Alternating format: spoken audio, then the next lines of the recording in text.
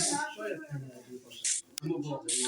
با تسلیم شدن دولت آمریکا، کارمندان دولت با دریافت نکردن یک ماه حقوق کارشان به صفهای قضایی رایگان کشیده شده.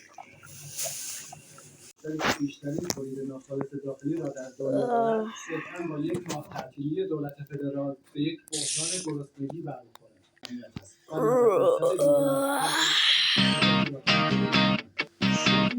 یه صبح دیگه یه صدایی توی گوشم میگه ثانیه های تو داره میره، امروز رو زندگی کن فردا دیگه دیره. نم بارون میزنه به کوچه و خیابون، یکی میخنده یکی غمگینه، زندگی اینه همه قشنگیش همینه.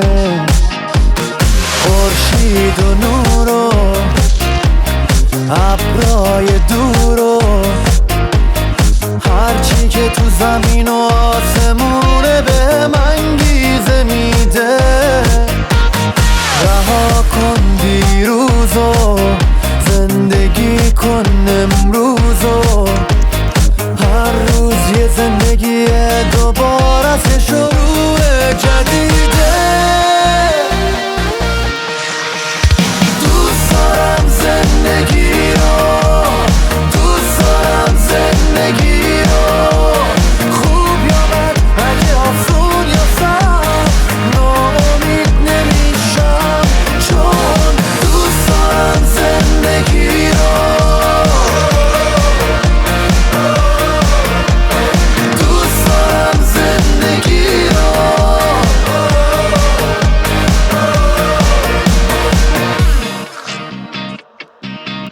چشماتو وا کن، یه نگاه به خودتو دنیا کن، اگه یه هدف تو دلت باشه میتونه کل دنیا تو دستای تو جاشه.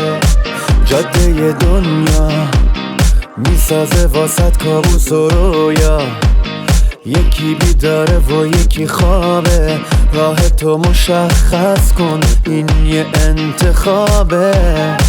اگه ابرای سیاهو دیدی، اگه از آینده ترسیدی، باشو و پرواز کن تو افقای پیش رو، اگه به سرنوشت میبازی تو بخوای فردا رو میسازی، از دستاتو ببر بالا و بگو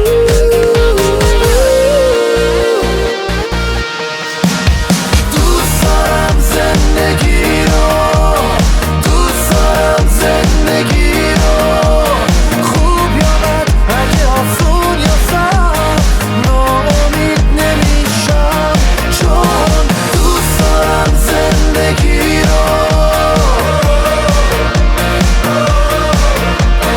دوست دارم زندگی رو.